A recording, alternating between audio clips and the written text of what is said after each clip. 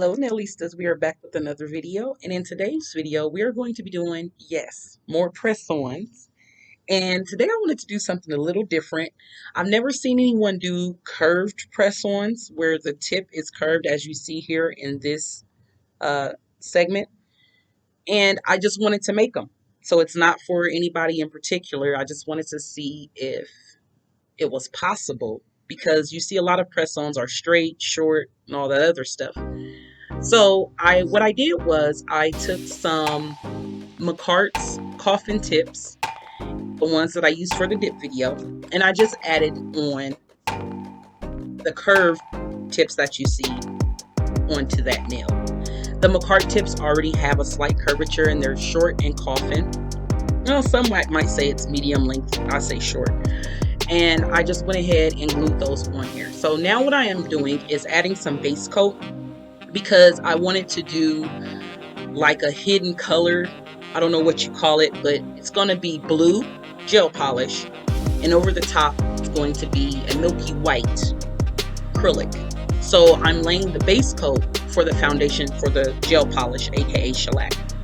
And in today's video we're just going to be focusing on mainly nail topics. I'm not going to get into my soapbox on y'all, for those of you that want to learn and see my craft. So I want to talk about some things that has been hard for me and that I overcame being a nail tech. And it's going to be the technical side. So one thing that I learned with gel polish is the less product, the better. You don't want your brush to be, overly saturated with gel to where it is running off and you can't control it. You want to make your layers really thin. What y'all saw in that clip was me taking a feathered brush to make an ombre effect for the gel polish. So it's gradient. And we're going to do it again here on this tip. So I'm taking my feathered brush and I'm swiping upward, and I'm doing it ever so lightly. Okay? And my feathered brush is a little abused. However, I did put it in some brush cleaner, and I'm gonna have to take this brush and put it in hot water, because it's gonna get those bristles to go back to how they were originally, but it's still working. Okay, so that is one thing that I overcame with gel polish. One thing that I overcame with acrylic, I overcame a lot with acrylic, making sure my bead ratios were correct. I used to make really dry and really runny beads. When you're working with acrylic, the standard is a medium bead. So equal parts monomer and polymer, which is powder. Okay? You want to also, when you're doing acrylic, you want to also make sure, and right here I forgot to base coat this, because when you're overlaying acrylic on gel, you want to make sure it's either top coated or base coated so that monomer won't eat through your gel polish. So I just went ahead and did that real quick before I continued on with the nail and I did the other tip. So another thing with acrylic, back to what I was saying, you want to make sure you are looking at every angle of that nail when you are laying that acrylic, because you can get some unevenness horizontally. So a lot of the times my nails people were thinking that they were over filed, but no, I didn't lay the bead evenly across the nail.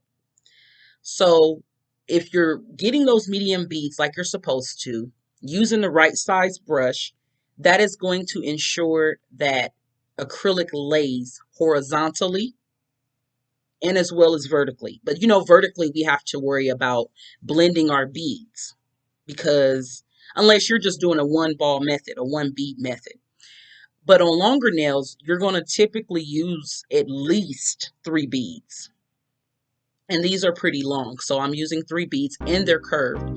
So making sure that you have a correct brush size and you're using the correct bead ratio is going to ensure that your nails are even.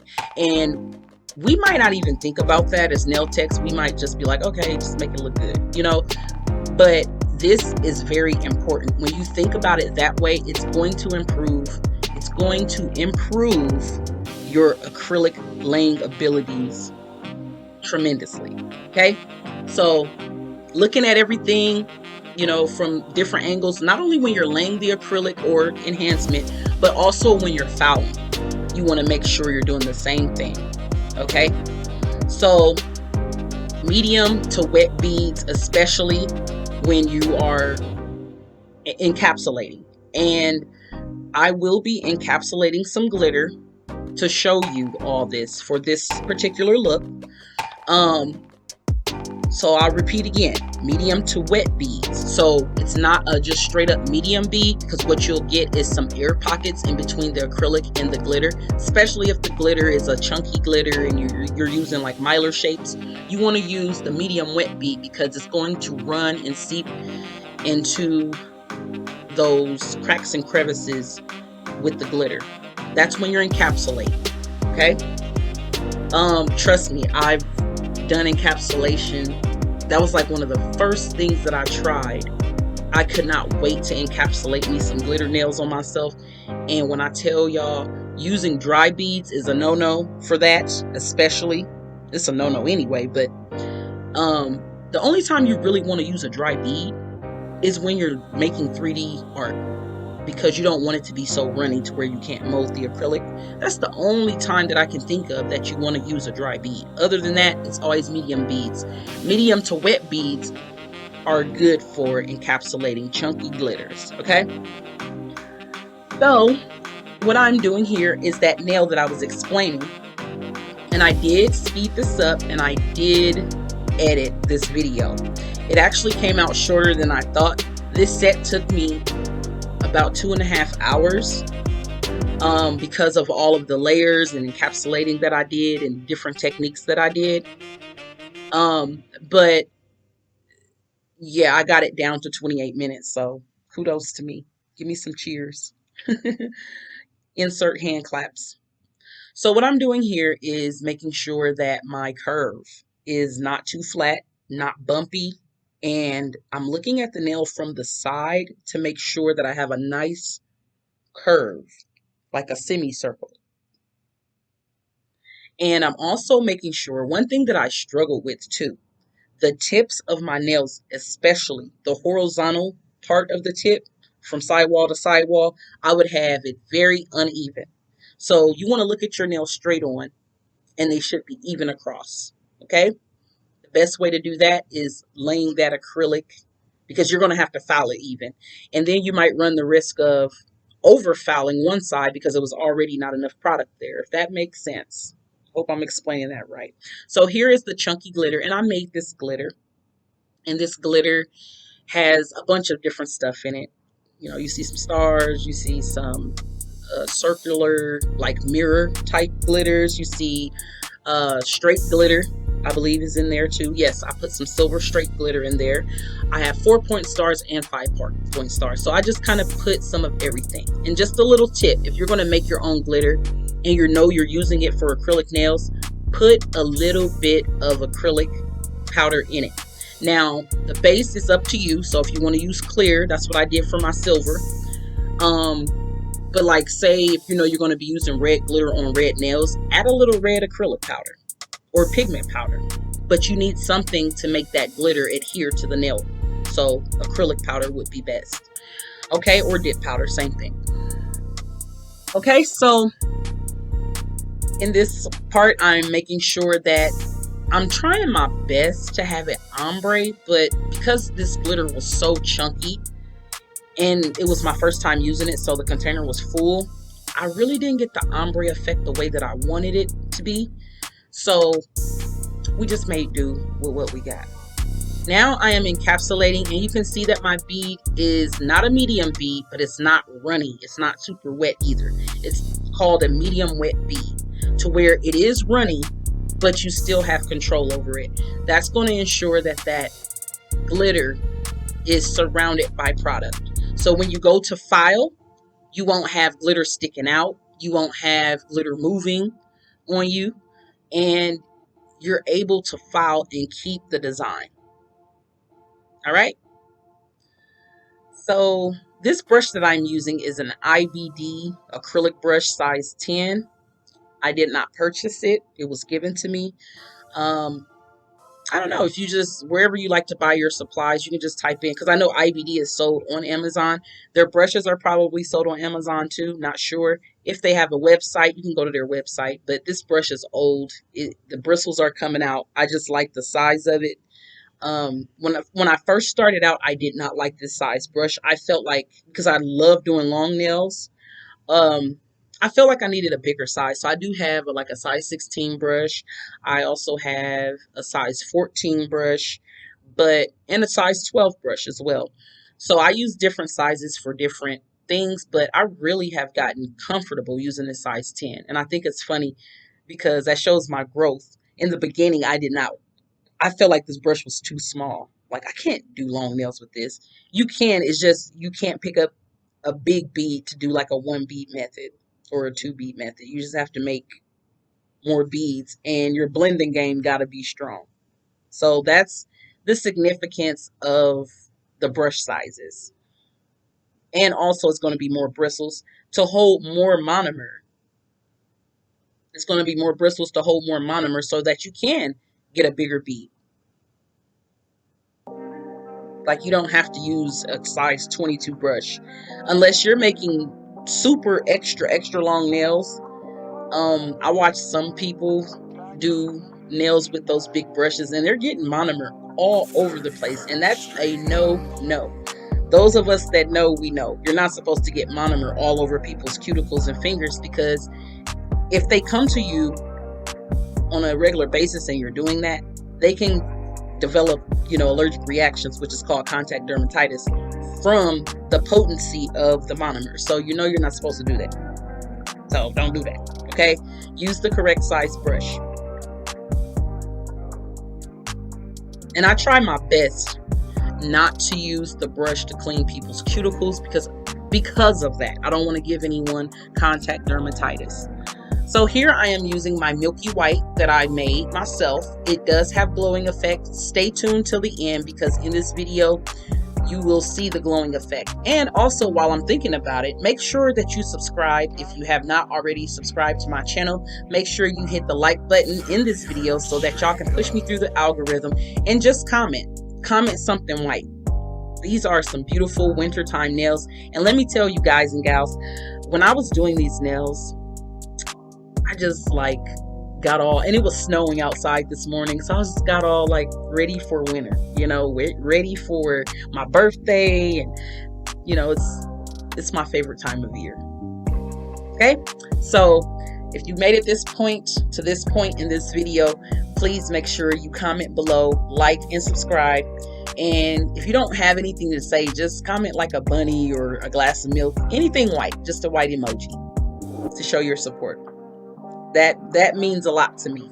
I've been busting my behind making these videos to try to keep up with, staying in the algorithm. And I must say, it's not happening overnight for me. And I know a lot of bigger YouTube platforms, those creators like to make it seem like, oh, if you post every day, and yes, that's true, but it's still a process. It's not going to happen just overnight. You have to put in the work. I think YouTube wants to see that you're serious and that you're posting before, and then I don't know, maybe, what do I know? Because I'm not a paid monetized channel. Maybe there are some people that just post the right video that gets people's attentions and get hundreds of thousands of views, but that has not happened for me yet. However, I'm not too focused on that. I just really want to, share my passion with you all and develop a community here for those of us that are still learning, those of us that are veterans, those of us that are, just love watching nails be done. Because before I did this, I used to stay on YouTube watching people do nails. And I wasn't worried about their camera quality and what they were talking about. I just wanted to see them lay some acrylic. So I need those people to come to my channel. The real nail enthusiasts, those of us that were watching YouTube videos back in 2014, 2013, I need y'all to come out and support, because I've been on here that long too. I used to watch the videos. I've given out a lot of subscriptions, a lot of likes, a lot of good comments and feedback. So I'm just waiting for my turn for it to come back to me. So here I am encapsulating after I put those beautiful snowflakes that I got off of Amazon. After I put those in the nail, I encapsulate it. And you see how that bead, this is sped up, but you see how that bead isn't just running all over the place and it isn't just stiff either. It's a medium wet bead. It's almost, that one probably was a medium bead. But look how that glitter is just shining through that acrylic. And of course, I'm encapsulating with my crystal clear acrylic. Excuse me. It's by a brand that I got from my nail store. I believe it's called Mercy. That is the monomer that I'm using as well. I got the whole system. So um, it's a crystal clear acrylic. It's not as clear as Mia Secret. Mia Secret has one of the best clear acrylics. Like, I probably should have used that system, but I wasn't thinking. I just thought about it till now. So, but this did the job. It's still giving what it's supposed to give. All right. So another thing is that I just thought about that I used to not be good at was wiping my brush. And I'm still not that good at it. Okay. When you lay that bead, you're supposed to hit that napkin from hand to napkin, hand to napkin. And sometimes the acrylic just don't allow you to. That's why we use medium beads so that once we lay that bead on the nail, that very first initial bead, you lay that bead, wipe your brush, and then get back to it, shape it a little bit, wipe your brush. Anytime that you touch acrylic, you want to wipe your brush. It's going to save you from ruining brushes. Also, if you do have a problem with ruining your brushes, there is a way, that you can moisturize and get that extra acrylic out of your brush without having to cut it, without having to throw it away and buy another one. You don't have to do that. You can fix your brushes. Okay? I had some brushes that were really bad, and I learned this technique, and I'm going to share it with y'all. Don't think I won't. I threw them. I didn't throw them away. I just threw them in a drawer. But because I learned this method, I was able to save money and reconstruct those brushes that I thought I had ruined. Also, too, you got to make sure you're buying quality brushes. Don't get those cheap, $6 pack of brushes claiming to be acrylic brushes, and they sell them on Amazon. I'm sure y'all have seen them. Don't get those. Get real Kolinsky sable hair brushes that are meant for what we're doing. Okay. But yeah, so what you can do, invest in some nail brush cleaner. NSI nail brush cleaner. I think that's a good one.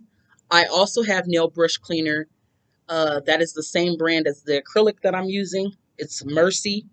I get it from my local nail supply store. That is a good one. So you can just go on Amazon and type in nail brush cleaner for acrylic, nail brushes, and any of them I'm sure will work. It's just they're made with a certain type of, I don't know the name of it. It starts with the M, but that's an ingredient that breaks down the acrylic on your brush and moisturizes your bristles. You only leave it in for a minute, but of course, follow the instructions on the bottle for whatever brush cleaner you get. You can do that. Excuse me. And also, it's imperative from time to time, especially if you really have acrylic backed up in your brush, it's imperative to just get a dapping dish or a dish of acetone, pure acetone, and soak your brushes in acetone. Whenever I'm done doing an acrylic set, I always soak my brush in acetone between, just for a couple minutes, depending on how much acrylic is in the brush. And then I put it in my brush cleaner. That is going to save y'all money. Thank me later, okay? So brush cleaner, pure acetone. That's all you need. And if you have brushes that don't have the little metal tip like mine do, just know that the brush cleaner and the acetone may eat away at plastic brushes. So make sure you have a brush that has that metal tip handle. So that way you don't ruin your brushes. See how I'm holding that nail to the side? I'm making sure that it's not uneven on the sides and that I have that semicircle going on with these curved tips. Curved tips you add more product on to build that strength. You don't want them to be flimsy. Trust me, they will break. So curved tips, it is a little different, from laying acrylic on straight, C-curve tips, for example. And it just takes practice. So those are some things that I learned, and it's been almost 3 years for me. January actually will make 3 years that I've been doing enhancements and learning and investing in myself, my business, and so on and so forth. And I am blessed to still love it and still do it. Now, I will say 2022, this year has been a trying year for me. As far as personal stuff, as far as business stuff, as far as nail technician stuff. And I share some of that with you all on my channel here. And we triumphed. We got through it all. Okay. Even the false allegations, the powers that be saw through the lies and the false allegations. And I still have my license. I'm still Gucci and I'm still moving on. And I'm looking to do even better things in 2023. So I'm excited. Let's get excited for 2023.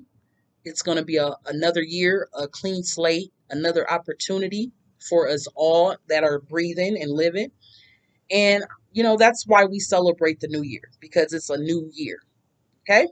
Even though I like to take my years, sometimes months at a time, weeks at a time, days at a time, moments at a time, hours at a time, you know, but all in all, collectively, it's a new year. And I'm excited for it. I was excited for 2022. And there were some great things that happened this year, too. A lot of growth for me as a person, as an entrepreneur. I learned a lot of things. And I'm glad I got it out the way early. So that way I can focus on the success. I am looking forward to getting my own space and open up shop. I'm still going to do press-ons. However, I will be able to be a full service salon when I do get that space. I will share that with y'all. And of course, I'm going to do a tour once I get it. I'm speaking it into existence. Excuse me. I need a little water. Hold on here. So now we're just taking the e-file. You want to use an e-file for curved nails. Okay? Because you can't really get underneath the nail and file like you would on a straight tip. So you want to use that e-file, and you're going to see that here in a second, where I use that circular rotation to my benefit, to just clean up any loose acrylic or whatever that kind of got underneath the nail.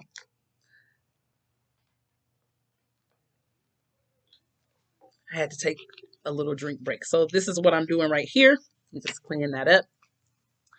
So yeah, I'm excited for 2023, and yeah, that's my goal, is to open up shop. Now, hopefully I don't have a change of mind, because sometimes I change my mind, like, nah, leave things the way they are. But now we are getting a fresh, clean 100, 180 grit file. And let's see here. We're just going to file over the top of the nail. And this is where you also have to make sure that you're filing intently. You know what you're taking down, because you don't want to make the nail uneven in this process, because you're going to have to go back and add more product and then start all over. All right. So we zip past the filing, and now we're in our buffing stage. Here's a little hint with buffing. I see a lot of content creators that are nail technicians do this. They over buff their nails. When you over buff that nail, I've heard stories of the gel polish or top coat peeling because that nail is too smooth. All you're doing with buffing is getting those scratches. See how I'm feeling for the smoothness? If I can't feel an indent from the file, then it's good. So I just go 1, 2, 3 vertically, and then go 1, 2, 3 horizontally for the most part. And then if I feel over the nail and it still feels rough, then I go over it a little more. But you really don't have to spend so much time buffing. And if you lay your product correctly, it's going to cut down that filing time tremendously. Now, like I said, I did edit this video, so I'm being honest with y'all. It took me about 2.5 hours, maybe a little shorter than that, because of the length because they were curved. And we also did encapsulation and ombre. I used 3 different acrylics for this set. All right. So now we are top coating our nails. I am using my iGel Beauty No Wipe top coat. I love this stuff. And I'm going to let y'all just watch till the end because these things glow. Once again, thank y'all for watching my channel. Make sure you subscribe if you have not. Hit the like button for me so we can get through this algorithm and get more people in here. And if you're not too shy, just, comment something that is white in the, any white emoji. Okay, the little dancing guy in the white suit, him, I'll take him too. Any white emoji just to get me through the algorithm. And there, those nails are glowing. Thank y'all so much. May God be with y'all, and I'll catch y'all in the next video.